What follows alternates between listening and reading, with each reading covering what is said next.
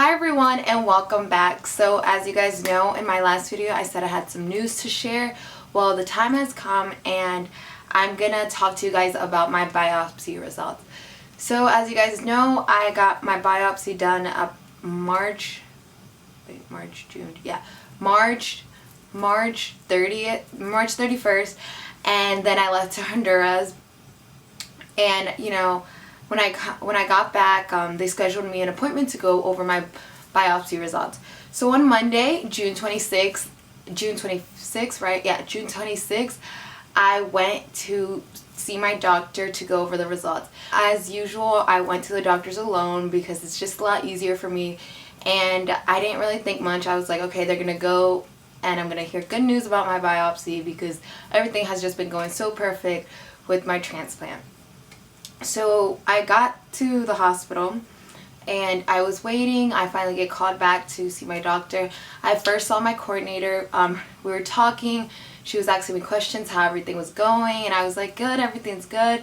I feel good, and you know, talking about the transplant. And she was like, going over my medications and stuff. And then I asked her, and I'm like, how did the biopsy results come out to be? And I was hesitant about asking her the question because I knew that was like the doctor had to give me the response, because I know a lot of people, like, they say, oh, the doctor has to go over the results, you know, if you go get an ultrasound or something like that, like the tech won't tell you. So I was like, maybe she won't tell me. So I asked her anyways, and when I asked her, she said, I don't remember what she said exactly, but I remember she looked at me and she was like, we found meprophyllomatosis, something like that. She was like struggling to say the name. And then she turns to the computer. Like, when I hear that, like, you know, I still didn't register quite yet. And then she turns to the computer and starts typing the name in. And I get closer to the screen. And when I get closer to the screen, I noticed that next to that long name, it said MPGN. And if you guys watched my previous videos, I talked about how I got kidney failure. How I got kidney failure and how I had 2 biopsies done. My first biopsy, my doctor diagnosed me with MPGN, and then I went to a second doctor and he told me I did not have that was completely misdiagnosed and that was wrong, like that I had no symptoms of that disease and none of that. So all my life I believed that I never had MPGN, and all the doctors, you know, that's always what we would say, you know, that I didn't have that and stuff. So at the end of the day, we concluded with my doctors that they didn't know what led to my kidney failure and how I got it or any of that. So I always said, you know, I don't know how I got my kidney problems. So then when she gets to the screen, when I start like going like this, like looking at the screen, I see that it says MPGN. And when I saw that, my heart like sunk. Like, I literally, like, I felt like everything just went crumbling. Like, my heart sunk. I felt like, oh my goodness, like, I didn't have no words. And when I saw that, I was like, MPGN, I told the coordinator this. I said, MPGN, no, I don't have that. The doctors told me in my first biopsy that I had that. And then the second one, they concluded that I didn't have that. And she was like, yeah, but we found it in your new kidney and your transplanted kidney. When she told me that, I wanted to just cry. Like, my eyes got watery. I started to like hold back everything, you know, like the tears. I just wanted to cry. And I just started to, you know, hold my tears back. And she was like, hold on, I'm gonna go get some more information about it. So she walks out, and I'm just, you know, saying, God, please, like, you know, this cannot be happening again. Please don't let me, you know, don't let me feel this way. Don't let me get discouraged. Like, no, this is not happening. This is the devil. The enemy's trying to put doubt in what you're doing. And my eyes are like really watery. And then she comes back, and then no, she doesn't come back. Then the doctor comes in. And the doctor looks at me and he says, are you okay? And I guess because that's the first thing he said. He was like, how are you? Are you okay? And I guess he could tell by my face that I wasn't okay, because he always asks me, how am I? He doesn't really say, are you okay? Like, it was kind of like a, are you okay? And when he said that, I just started bawling out, crying like a little baby. Like, I was so hurt. I wasn't so, like, I just couldn't help the tears, but because, you know, the thoughts were running through my head, the negativity of like, oh my goodness, this again, like, how could this happen? I was just so broken, and I felt like, oh my goodness, like, I just felt horrible, like really bad. And I was just crying and crying, and the doctor, like, he started hugging me, and so did the coordinator, and they were like trying to comfort me. And while I was there, you know, sitting, crying, and just feeling broken and stuff, the Holy Spirit started talking to me. God started speaking to me, and he told me, I don't start anything I won't finish. And when he told me that, I was like, yes, God, I believe it. I believe what you're telling me. I believe, you know, you're not done, and this is just more to my testimony. You're not done, and I'm going to listen to your voice. You know, this could be happening right now, but I'm going to trust in you that you're going to get me through this, and I'm, you know, going to come out stronger, because I could truly say that everything that has happened to me, I'm grateful for it, because it has made me the person that I am now. All this kidney problems, my kidney disease, has made me the person I am now, because who knows how I would be if I didn't have, you know, health problems. Because I truly, like, all this health problems just make me seek God even more, makes me want to worship him even more and give him the glory even more. So when the doctor and the coordinator were comforting me, saying like, you know, don't worry, everything's gonna be okay. The doctor was saying, don't cry. Like, he was like, you're healthy, your transplant is going good, don't cry, you should be happy, you should be smiling, you know, being very positive, trying to get me like to stop crying, to, you know, relax and not to worry. And I'm like, and then the coordinator stops him, and he's like, she said that her second doctor said, the second biopsy said she didn't have that. And he was like, no, she has MPGN. That second biopsy was wrong. That doctor was completely wrong, and she has it.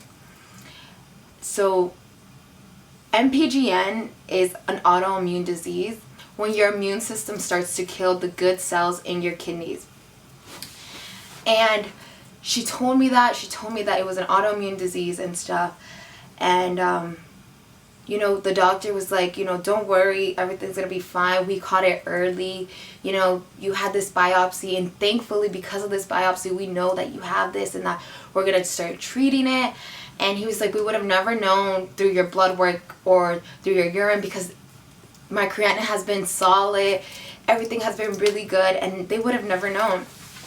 And he was like, don't worry, we're gonna treat it, and everything's gonna be fine. And then he started to talk about the treatment and how they're gonna treat it. And what they're planning to do is do 4 infusions of Ritromax. It's some type of medicine. They give this medicine to treat cancer and leukemia patients and people with other different cancers. It's considered a type of chemo. It's chemotherapy, but they're not going to attack it as aggressive as they would with cancer. So they're going to start me on that soon. I don't have a date of when they're going to start me on that. I'm going to inform as I get more information, because this is the only time, because my doctor only talked about it that one time. But I did some research about MPGN and stuff, and there's no cure, supposedly. There's no cure for MPGN.